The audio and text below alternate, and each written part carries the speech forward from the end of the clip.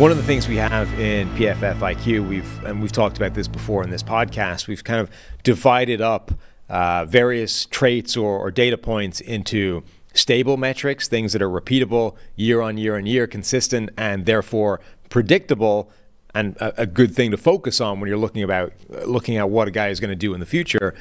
And then unstable metrics, which generally speaking are not predictable year on year and can be very descriptive, but not necessarily predictive in terms of what's going to happen. So for quarterbacks, we have 6 stable metrics, and they are PFF grade from a clean pocket, and you've heard us focus on this a lot before.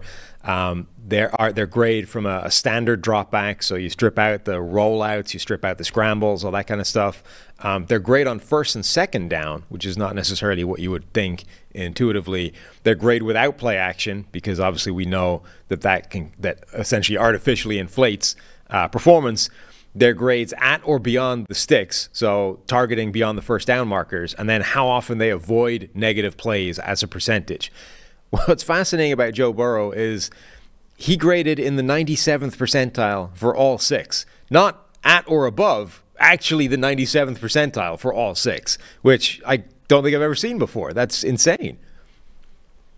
Yeah, and it does, it's interesting. It does check out where, when you people are talking rankings, but also just working through the players of why you like a guy, and there are detractors. So, for example, an unstable metric would be passing when pressured, unlike clean pocket. And Josh Allen has led grading in that scenario 2 years in a row, which is pretty surprising because it's just a very, very unstable thing. But I think that is where sometimes you have the people that say, well, Burrow, he's kind of milquetoast, or he doesn't have the best arm strength, he's not the best athlete, all these things, all true, but just like a Tom Brady or whoever, if you're just consistently good at the things you have the most control over, the things that are going to year over year have a stronger correlation, that's how you can, be Joe Burrow.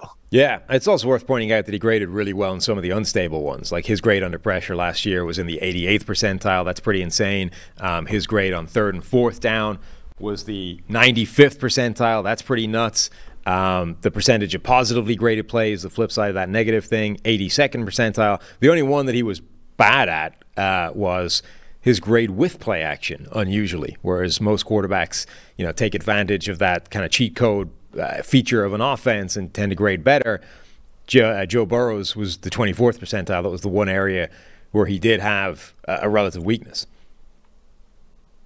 Yeah, no, I mean, it's actually pretty interesting on the under pressure stuff, because I think that's how you take that next step for him. He was, really struggled with the pressure to sack rate and inviting pressure and all those things his first couple of years.